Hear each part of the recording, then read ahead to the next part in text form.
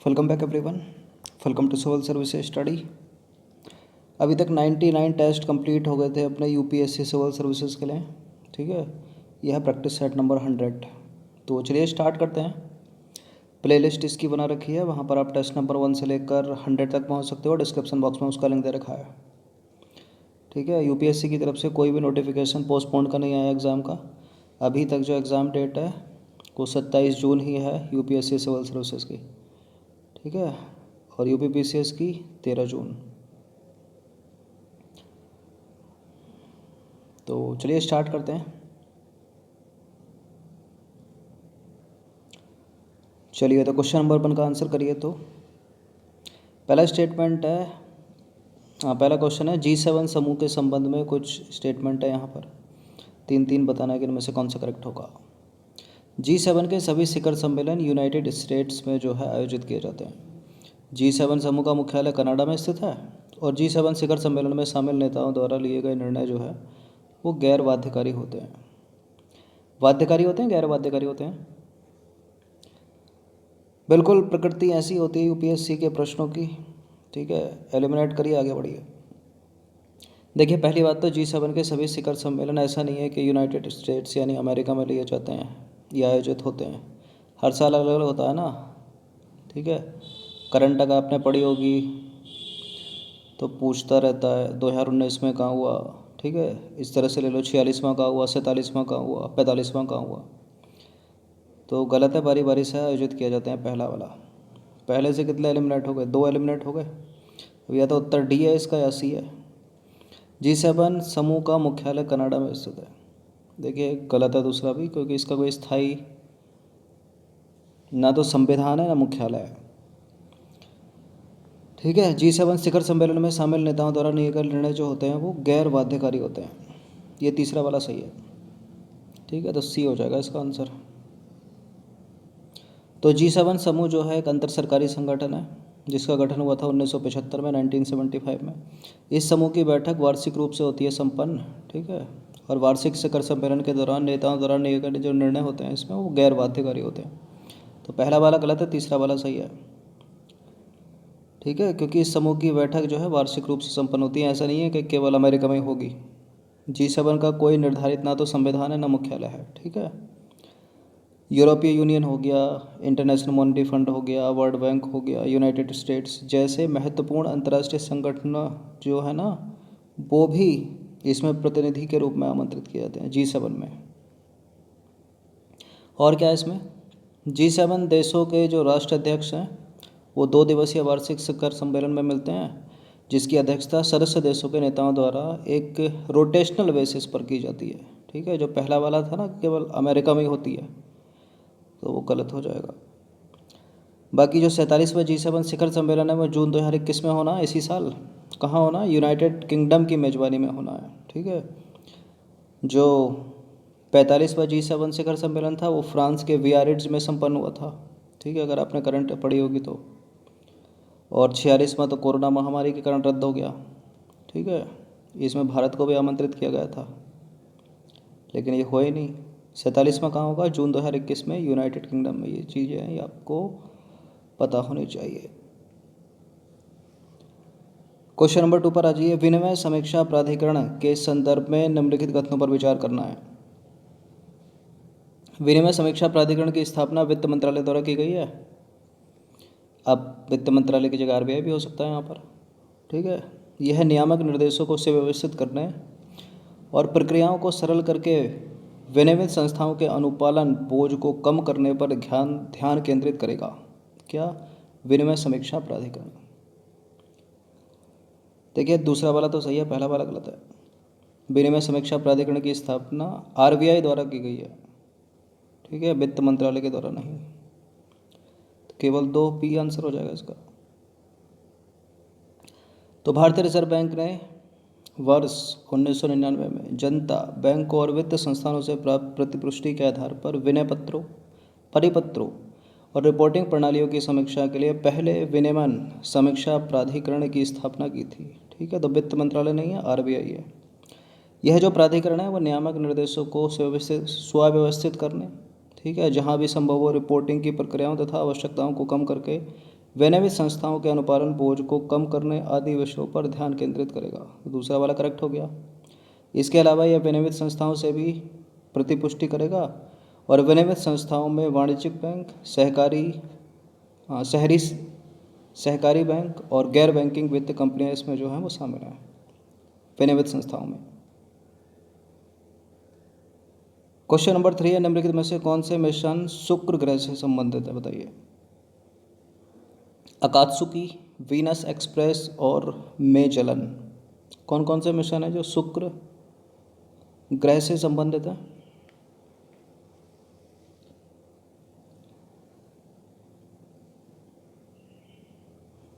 देखिए, अकात्सुकी है, Venus express तो लग ही रहा है वीनस के नाम से, और नासा का मेजलन भी है। तीनों के तीनों डी है इसका आंसर। तो बात करें शुक्र की यानी वीनस की, तो सूर्य से दूरी के क्रम में कौन सा ग्रह है? शुक्र। पहला बुध है, दूसरा है शुक्र, ठीक है। पृथ्वी अपनी तीसरी है, चौथा मंगल है, ये है दूसरा। तो शुक्र जो है सूर्य से दूरी के क्रम में दूसरा ग्रह है। संरचनात्मक रूप से देखा जाए तो पृथ्वी से कुछ समांतर रखने के कारण इसको शुक्र को पृथ्वी की जुड़वा ग्रह या फिर जुड़वा बहन के रूप में भी जाना जाता है। शुक्र ग्रह पर वातावरण काफ़ी सघन और विषाक्त है, जिसमें मुख्य रूप से जो है वो कार्बन डाइऑक्साइड और सल्फ्यूरिक एसिड के बादल विद्यमान है शुक्र पर।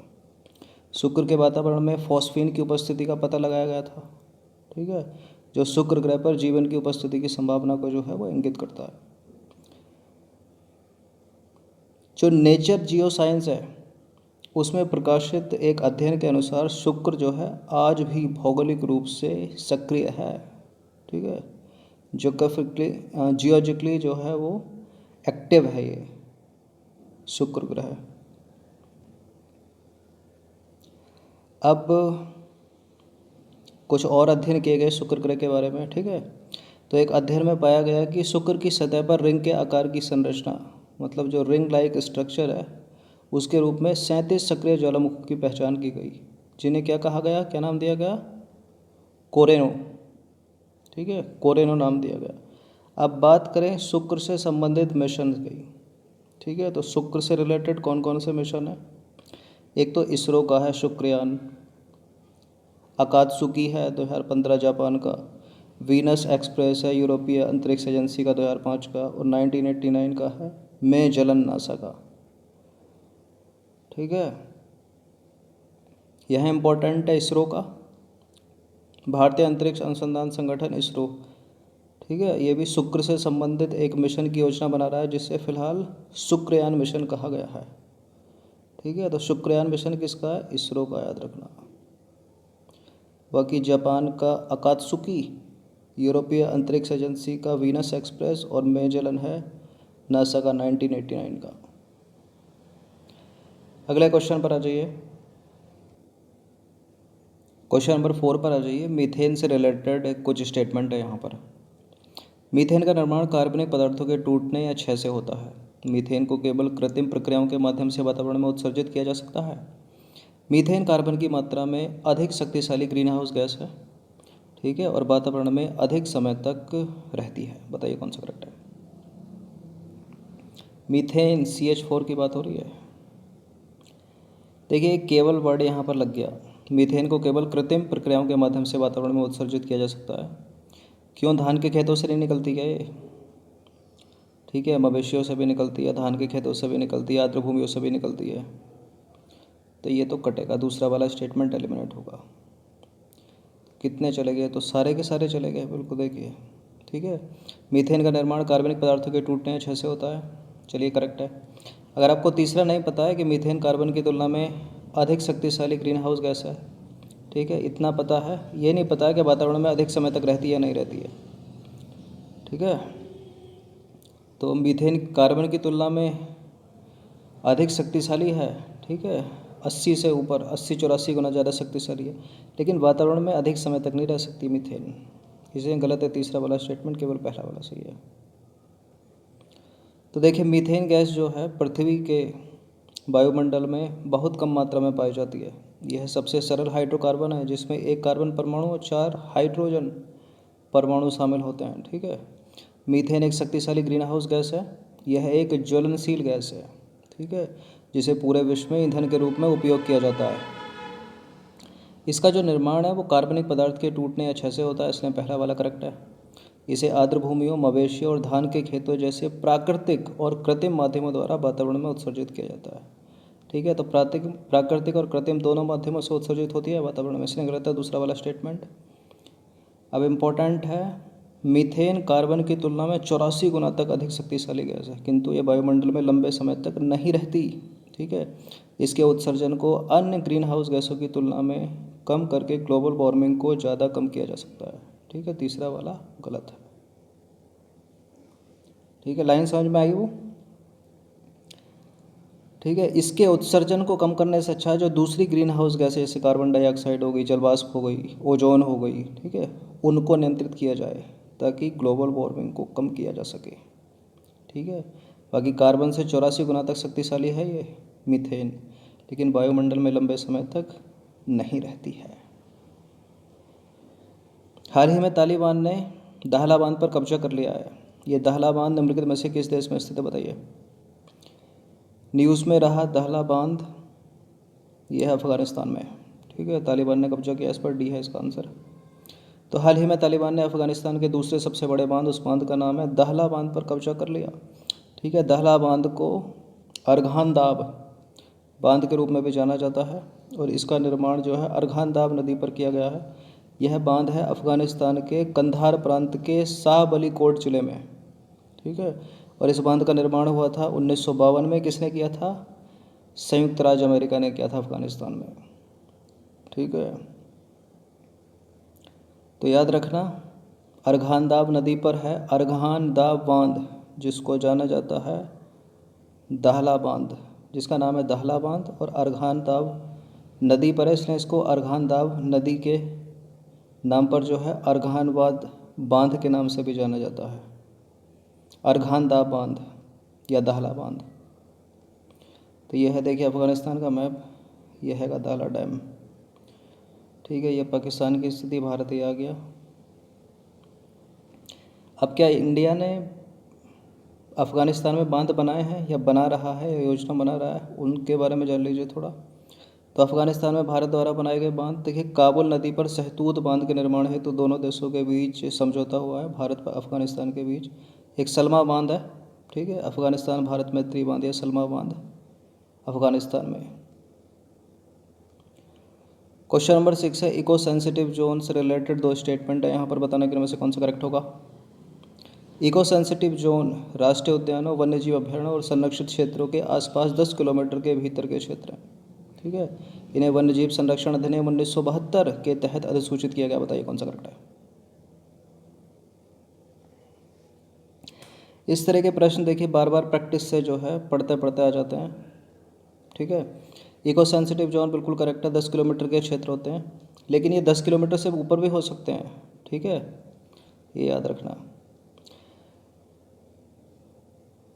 चूँकि इको की बात हो रही है, एनवायरनमेंट की बात हो रही है, तो वन्य जीव संरक्षण अधिनियम की जगह पता है यहाँ उत्तर होगा पर्यावरण संरक्षण अधिनियम 1986। ठीक है, तो गलत है दूसरा वाला स्टेटमेंट, पहला वाला करेक्ट है केवल। तो इको सेंसिटिव जोन या पर्यावरण संवेदी क्षेत्र जो हैं वो संरक्षित क्षेत्र, राष्ट्रीय उद्यान और वन्य जीव अभ्यारण्यों के आसपास 10 किलोमीटर के भीतर के क्षेत्र हैं। ठीक है, बात करें इको सेंसिटिव जोन की, तो इको सेंसिटिव जोन को पर्यावरण संरक्षण अधिनियम 1986 1986 के तहत पर्यावरण, वन और जलवायु परिवर्तन मंत्रालय द्वारा अधिसूचित किया जाता है, ना कि वन्य जीव संरक्षण अधिनियम 1972 के द्वारा। तो जब बार बार प्रैक्टिस करेंगे तो इस तरह के प्रश्न जो है पढ़ते ही तुरंत क्लिक होंगे माइंड में कि यहाँ वन्य जीव संरक्षण अधिनियम 1972 की जगह पर्यावरण संरक्षण अधिनियम 1986 होना चाहिए। निर्वाचन आयोग से रिलेटेड 3 स्टेटमेंट है, यहाँ पर बताने के इनमें से कौन सा करेक्ट होगा। निर्वाचन आयोग में एक मुख्य निर्वाचन आयुक्त और 3 नए चुनाव आयुक्त होते हैं। निर्वाचन आयोग का सचिवालय नई दिल्ली में है और मुख्य चुनाव आयुक्त को संसद द्वारा सर्वोच्च न्यायालय के न्यायाधीश को हटाने की प्रक्रिया के समान ही पद से हटाया जा सकता है क्या, बताइए। Election commission of India article 324 याद होगा आपको, कॉन्स्टिट्यूशनल बॉडी है एक, एक मुख्य चुनाव आयुक्त होता है इसमें और 2 अन्य चुनाव आयुक्त होते हैं। ठीक है, 3 नहीं होते, गलत है पहला वाला स्टेटमेंट। कितने कटे? 2 तो गए। निर्वाचन आयोग का सचिवालय नई दिल्ली में है, करेक्ट है। और मुख्य चुनाव आयुक्त को संसद द्वारा सर्वोच्च न्यायालय के न्यायाधीश को हटाने की रीति या प्रक्रिया के समान ही पद से हटाया जा सकता है। बिल्कुल, दूसरा तीसरा करेक्ट है, सी। तो भारतीय निर्वाचन आयोग यानी election commission of India Bharat में संघ और राज्य चुनाव प्रक्रियाओं के संचालन के लिए एक स्वायत्त संवैधानिक प्राधिकरण है, यानी कॉन्स्टिट्यूशनल अथॉरिटी या बॉडी है। निर्वाचन आयोग में एक मुख्य चुनाव आयुक्त होता है और 2 अन्य चुनाव आयुक्त होते हैं। ठीक है, और इन्हीं में से जो अन्य पुराने हो जाते हैं वो नया जो है, इन्हीं में से हर साल जो है प्रक्रिया ऐसी बन गई है कि मुख्य चुनाव आयुक्त उसको बना दिया जाता है। तो गलत हो गया पहला स्टेटमेंट, यानी टोटल 3 होते हैं इसमें, 2+1। ठीक है, 2+1 है, 3+1 नहीं है, यानी टोटल 3। बाकी इस आयोग का जो सचिवालय है वो नई दिल्ली में है। और मुख्य चुनाव आयुक्त को संसद द्वारा सर्वोच्च न्यायालय के न्यायाधीशों को हटाने की प्रक्रिया के समान ही पद से हटाया जा सकता है। ठीक है, क्या करता क्या है चुनाव आयोग, निर्वाचन आयोग? भारत में लोकसभा, राज्यसभा, राज्य विधानसभाएं, राष्ट्रपति, उपराष्ट्रपति के चुनावों की प्रक्रिया का संचालन, अधीक्षण, निर्देशन और नियंत्रण करता है। ठीक है,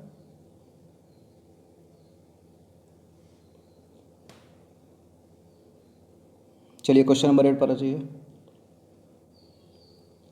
इस प्रश्न का उत्तर दीजिए। तो निम्नलिखित में से किसको दुर्व्यवहार या पद के दुरुपयोग का आरोप सिद्ध होने या फिर अक्षमता के आधार पर संसद द्वारा अपनाए गए प्रस्ताव के माध्यम से ही पद से हटाया जा सकता है? बताइए।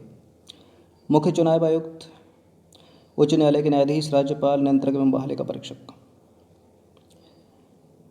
कौन कौन है इसमें जिनको केवल दुर्व्यवहार या पद के दुरुपयोग के आरोप सिद्ध होने पर या अक्षमता के आधार पर संसद द्वारा अपनाए गए प्रस्ताव के माध्यम से पद से हटाया जा सकता है?